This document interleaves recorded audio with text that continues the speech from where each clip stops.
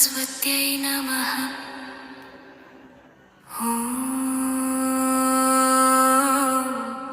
श्रीं ह्रीं सरस्वत्यै नमः।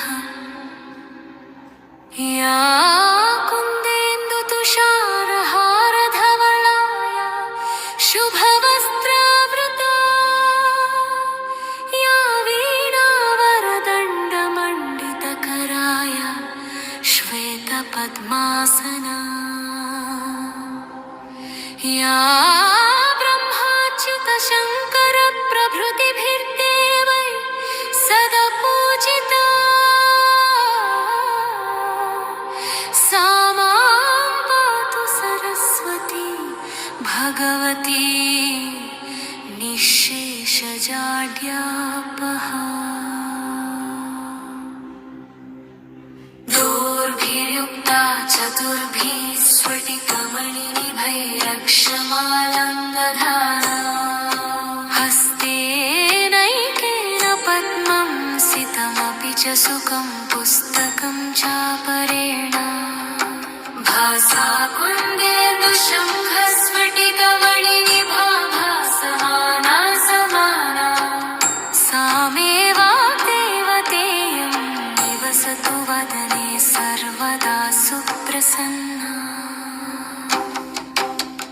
सुरासुरैः सेवितपादपङ्कजा करे विराजत्कमनीयपुस्तका विरिञ्चि पत्नी कमलासनस्थिता सरस्वती नृत्यतु वाचि मे सदा।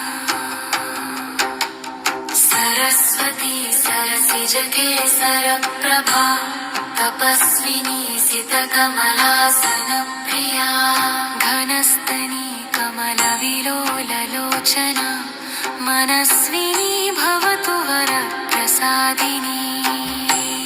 सरस्वती नमस्तुभ्यं वरदे कामरूपिणी विद्यारम्भं करिष्यामि सिद्धिर्भवतु मे सदा। सरस्वती नमस्तुभ्यं सर्वदेवी नमो नमः। शान्तरूपे शशिधरे सर्वयोगे नमो नमः।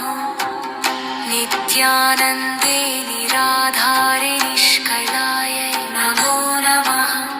विद्याधरे विशालाक्षि शुद्धज्ञाने नमो नमः।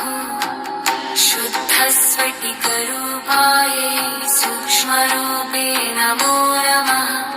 शब्दब्रह्मी चतुर्हस्ते सर्वसिद्ध्यै नमो नमः।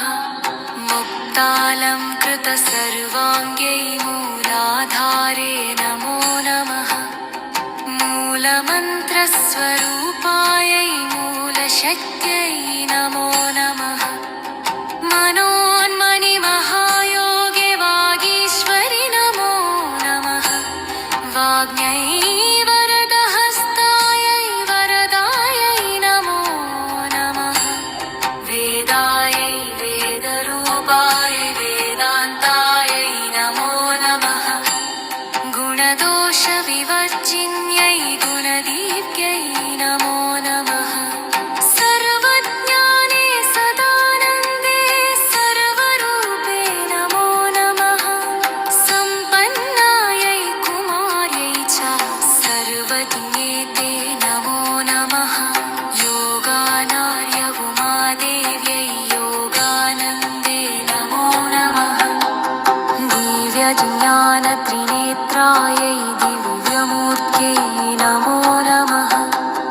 अर्धचन्द्रजटाधारि चन्द्रबिम्बे नमो नमः। चन्द्रादित्यजटाधारि चन्द्रबिम्बे नमो नमः। अनुरूपे महारूपे विश्वरूपे नमो नमः। अणिमाद्यष्टसिद्धायै आनन्दायै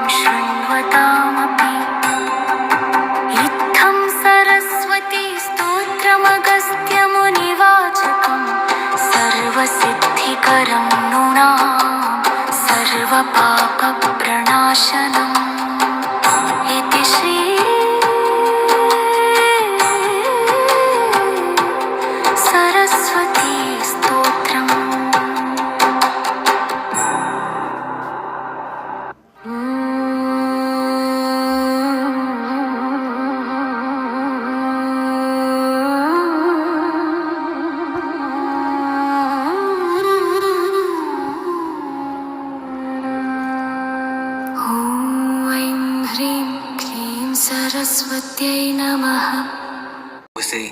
వసంత ఋతువు ప్రారంభమయ్యే ఈ పావన దినాన చదువుల తల్లి అయినటువంటి సరస్వతీదేవి ఆవిర్భవించింది. అందుకే ఈ రోజును శ్రీ పంచమి అని, వసంత పంచమి అని, మదన పంచమి, సరస్వతీ జయంతి అని వివిధ పేర్లతో పిలుస్తూ ఉంటారు. సరస్వతి అనే పేరులో ఒక అర్థం దాగి ఉంది. సర అంటే ప్రవహించే నది అనే అర్థం. జ్ఞానం అనేది ఒకరి నుండి ఒకరికి నిత్యం ప్రవహిస్తూ ఉండాలి. గురువు నుండి శిష్యునికి, తండ్రి నుంచి బిడ్డలకు విద్య ఎప్పుడూ ప్రవహించాలి. ఇది ఎప్పుడూ ఒక చోట నిలిచిపోకూడదు. మరో అర్థం కూడా ఉంది. సర అంటే కాంతి. అజ్ఞానపు చీకట్లను తొలగించి విజ్ఞాన కాంతిని వెదజల్లే తల్లి కనుక సరస్వతి అని పిలుస్తారు. ఈ సరస్వతీదేవి అహింసామూర్తి. తెల్లని పద్మంపై ఆసీనురాలే ఉంటుంది. వీణ, పుస్తకం, జపమాల, అభయ ముద్రలతో దర్శనమిస్తుంది. ఆమె చేతిలో జ్ఞానానికి సంబంధించినవే తప్ప ఆయుధాలంటూ ఏమీ ఉండదు. అలాంటి ఈ మహాదేవి ఎలా ఆవిర్భవించింది, ఆ కథ గురించి ఇప్పుడు తెలుసుకుందాం. మొదటి కథ దేవి భాగవతం నుంచి. సృష్టి ఆరంభమైనటువంటి కాలం. ఆ సమయంలో భాష కానీ, జ్ఞానం కానీ, అక్షరాలు కానీ ఏమీ లేవు. ఈ ప్రపంచం మౌనంగా ఉంది. దేవతలకు కూడా మాటలు రావటం లేదు. ఈ సృష్టి అంతా కూడా నిశ్శబ్దంలోనే మునిగి ఉంది. ఈ పరిస్థితిని గమనించినటువంటి శ్రీ మహావిష్ణువు దేవతలందరినీ కూడా పిలిచి ఇలా చెప్పారు. చదువులకు, జ్ఞానానికి, అలాగే భాషకు అధినేత ఆవిర్భవించాలి అంటే మీరు తపస్సు చేయాలి. అప్పుడే ఈ సృష్టికి జ్ఞానం, శబ్దం రెండూ లభిస్తాయి అని తన మనసు ద్వారా తెలిపారు. ఆ మహావిష్ణువు యొక్క ఆదేశం ప్రకారం దేవతలందరూ కూడా గొప్ప తపస్సును ప్రారంభించారు. కొద్ది రోజులు గడిచాయి. అప్పుడు ఆకాశంలో కొన్ని ధ్వనులు వినిపించసాగాయి. మెల్లగా శబ్దాలు పెరిగాయి. దేవతలు మరింత తీవ్రంగా వారి తపస్సును కొనసాగించారు. అప్పుడు ఆ ఆకాశంలో రూపం లేని తెల్లని ఓ కాంతి మాత్రమే ప్రకటమైంది. దివ్యమైన ఆ కాంతిని దేవతలంతా ప్రార్థించారు. అప్పుడు ఆ కాంతి పయనిస్తూ బ్రహ్మదేవుని యొక్క నాలుక పైన స్థిరపడింది. ఇక ఆ క్షణం నుంచి దేవతలందరికీ భాష, జ్ఞానం రెండూ లభించాయి. ఇక అప్పుడే బ్రహ్మదేవుడు వేదాలను సృష్టించడం ప్రారంభించారు. దేవలోకంలో అంతా బాగానే ఉంది. కానీ భూలోకంలో ఉన్నటువంటి మానవులకు ఇంకా జ్ఞానం కలగలేదు. వారింకా మౌనంగానే ఉన్నారు. శ్రీ మహావిష్ణువు దేవతలందరినీ పిలిచి మరింత తపస్సు చేయమని ఆదేశించారు. మరికొన్ని రోజుల తపస్సు తరువాత ఆ తెల్లని కాంతి ఒక దివ్యమైన ఆకారంలో ప్రత్యక్షమైంది. తెల్లని వస్త్రాలు, 4 భుజాలు, ప్రశాంతమైన రూపం. ఆ దేవత సాక్షాత్కరించింది.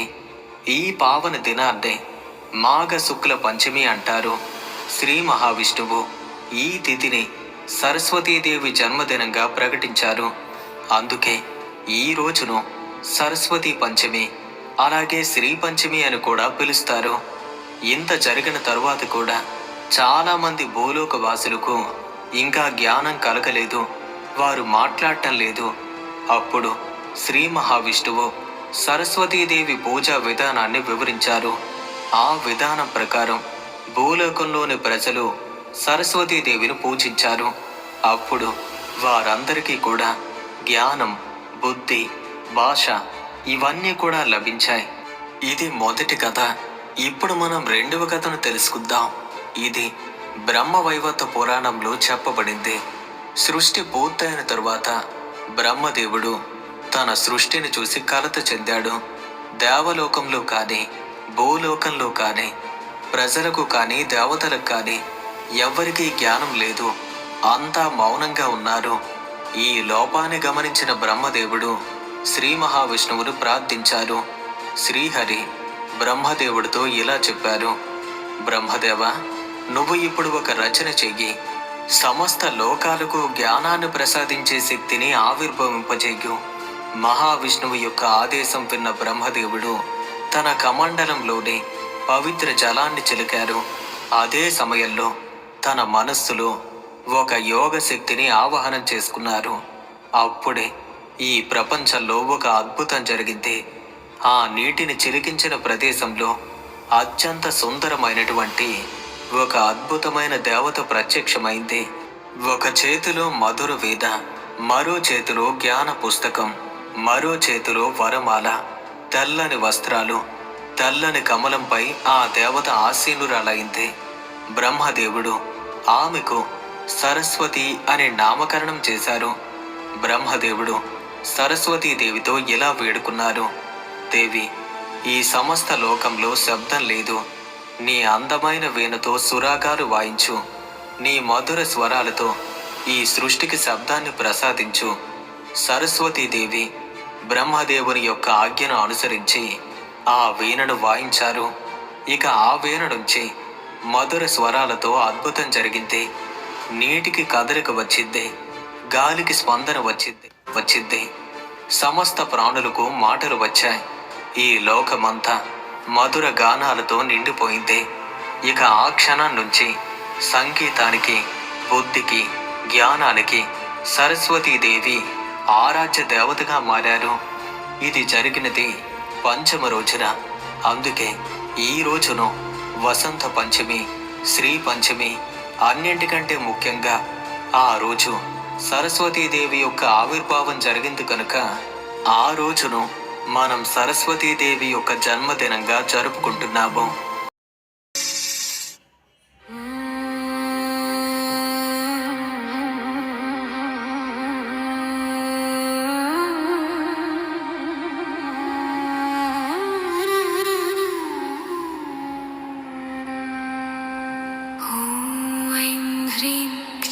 सरस्वत्यै नमः।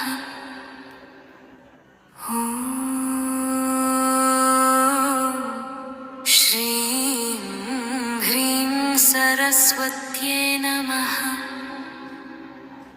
या कुन्देन्दुतुषारहारधवलाय शुभवस्त्रावृता,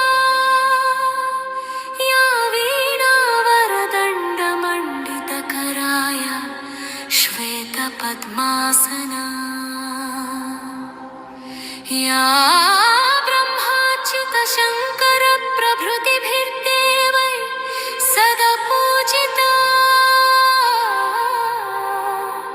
सा मां पातु सरस्वती भगवती निःशेषजाड्यापहा।